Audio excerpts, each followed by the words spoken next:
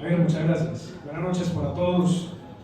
Un placer saludarlos. Gracias por estar esta noche acá escuchando todas estas oportunidades. Que hoy en día pues, necesitamos ser muy analíticos a la hora de estudiar nuestro patrimonio, ¿cierto?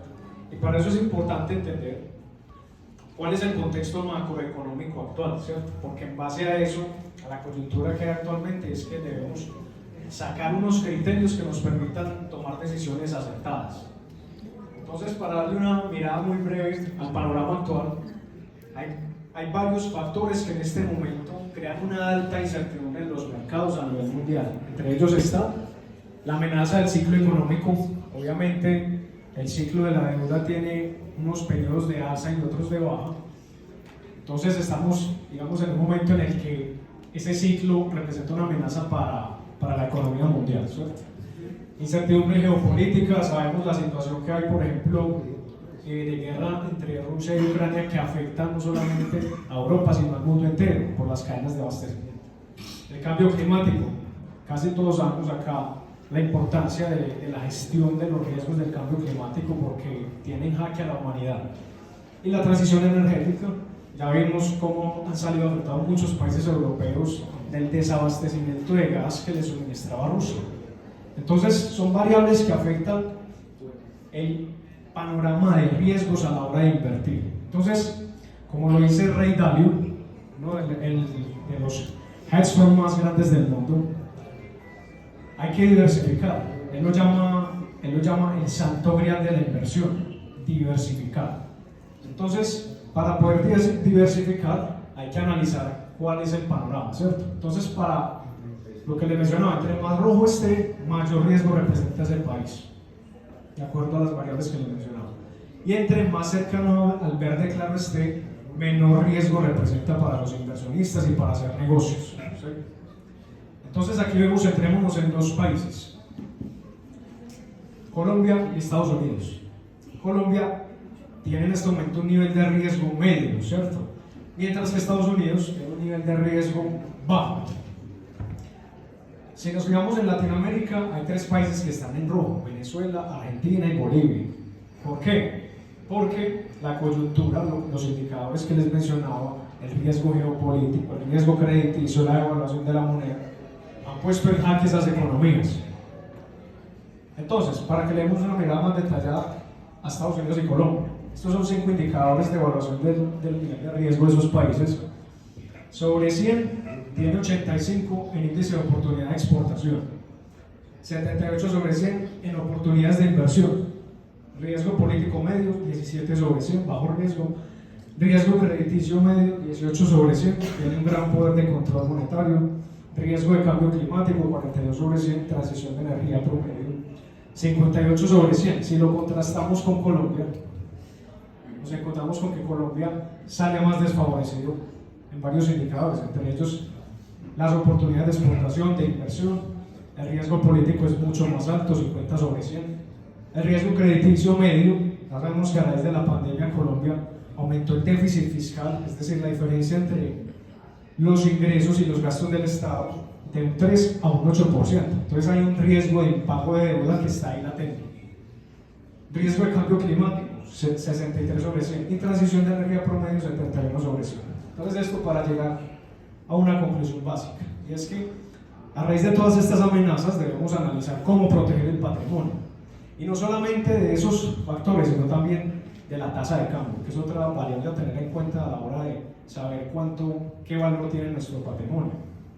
Si nos fijamos, hay una clara tendencia alcista del dólar frente al peso. Entonces, como inversionistas, ¿qué debemos pensar? ¿Cómo nos protegemos frente a esa devaluación? Obviamente todo este crecimiento ha sido impulsado por inversionistas que han tomado la decisión de hacer esa cobertura. Y no nos vamos muy lejos, Argentina, país que está entre los 3 más ricos del mundo hace 70 años, hace un poco más, y ahora es uno de los países que más inflación está sufriendo. Miren esa tendencia del dólar frente al peso argentino. Entonces eso hizo que muchos argentinos buscaran migrar sus capitales a otro país, ¿cierto? Principalmente Estados Unidos. Entonces hubo un auge de compra de propiedades de argentinos en Estados Unidos. Pero ¿qué pasó desde el año pasado? los colombianos pasaron a ocupar la primera posición en interés de compra de propiedad raíz en el sur de la Florida. Inclusive por encima de países como China, México, Canadá, Reino Unido. Entonces esto nos da una clara señal de que hay que hacer algo al respecto, de que la amenaza es latente y que hay que no tener pánico, pero sí tomar decisiones que nos permitan minimizar los impactos cuando los riesgos se materialicen. Ahora, ya sabemos que Estados Unidos es una fuente de protección patrimonial por varias cosas, por el tema de la tasa de cambio, porque es un país que está de primero en el mundo en seguridad para los inversionistas, es el país que más recibe inversión extranjera directa. Entonces, tiene varias ventajas, aparte de que el dólar es la moneda más fuerte del mundo. Aquí vemos básicamente el flujo migracional dentro de Estados Unidos. Entre más oscuro hacia el violeta esté, quiere decir que llegan más personas a la Florida, a ese estado. Lo que vemos es un flujo migracional de algunos estados hacia otros. Por ejemplo, California, Nueva York, está sufriendo un déficit poblacional, está decreciendo la población. Mientras que estados como Texas y la Florida están creciendo su población. Debido a varios factores, entre ellos la política fiscal. ¿Por qué? Miren que California tiene un impuesto a los ingresos a nivel estatal por encima del 14%. Nueva York, 11,7%.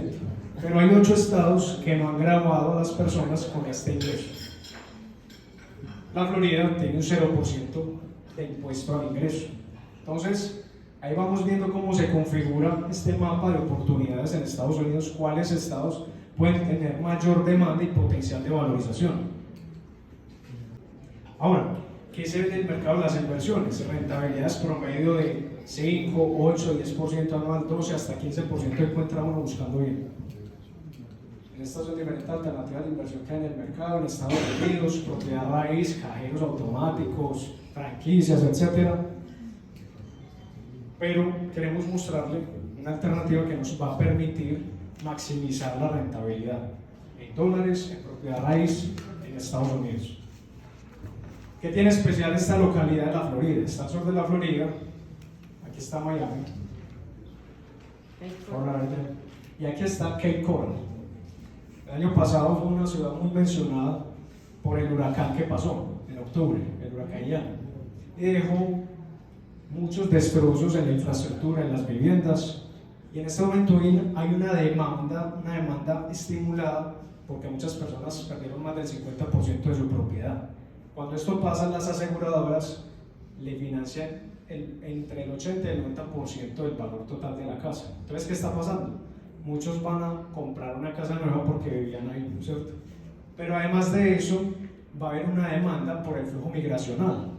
Aparte de que la Florida es el estado que más migración está recibiendo, específicamente Cape Coral está en número 7 entre el top de las áreas metropolitanas que más está recibiendo migración en Estados Unidos. Miami es la primera. De este top 10 hay 5 ciudades en la Florida: Miami, Tampa, Orlando, Cape Coral, Sarasota. Quiero hacer un contraste acá entre Miami y Cape Coral.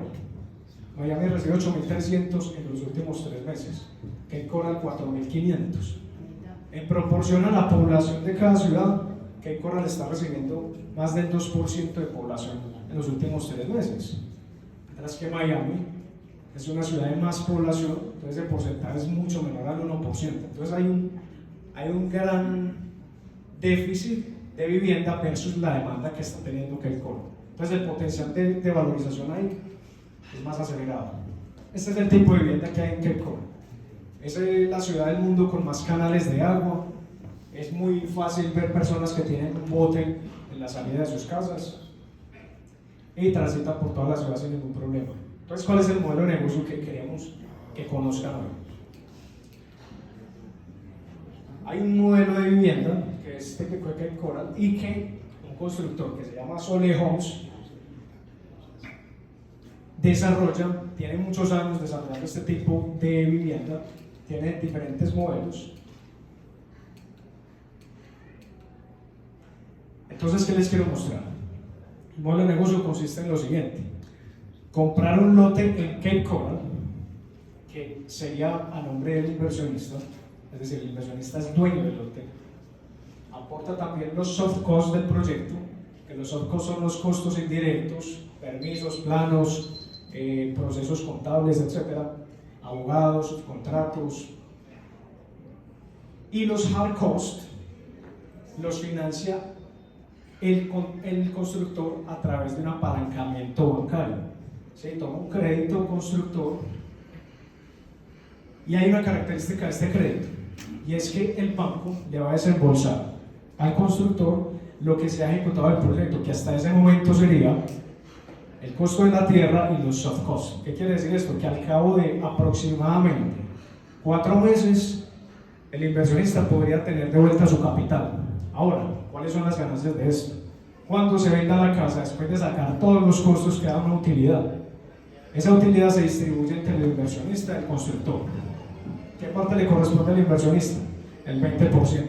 Es decir, que esos $105.000 que dejaría de utilidad ese negocio, cuando se venda la casa, al cabo de 12 meses aproximadamente, le tocaría al inversionista un $21.000, que sobre $75.000 invertidos sería una rentabilidad de 27% en 12 meses. Entonces aquí es donde entramos a ver cuál es el potencial que tiene este modelo de negocio.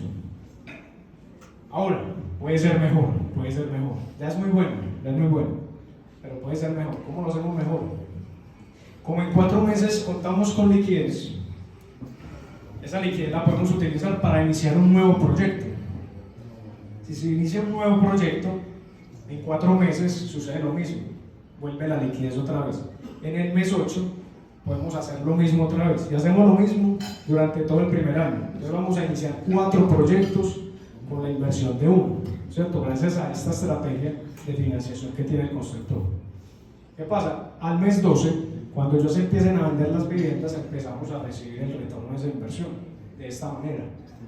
Un flujo de 56% de lo invertido en el mes 12. En el mes 16, un equivalente al 100% de la inversión. En el mes 16, en el mes 20, un equivalente al 28%. Y en el mes 24, otro equivalente al 28%. Ahora, otra ventaja más que tiene este modelo, que lo podemos hacer con inversiones a partir de $10.000. ¿Sí? Hacemos bloques de inversión para darle acceso a inversionistas que no reúnen la cantidad total de cada proyecto, pero los agrupamos en bloques de inversión, y estos serían los flujos con una inversión de $10.000. 5.600 en el mes 12, en el mes 16 $10.000, y en el mes 20 y 24 $2.800 cada uno de esos meses. En total, esos flujos suman $21.200. Con una inversión de 10. La inversión fue $10.000. La rentabilidad en 2 años, 111%. ¿Cuánto va eso en promedio anual? 55%. Entonces pasamos de 27% a 55%.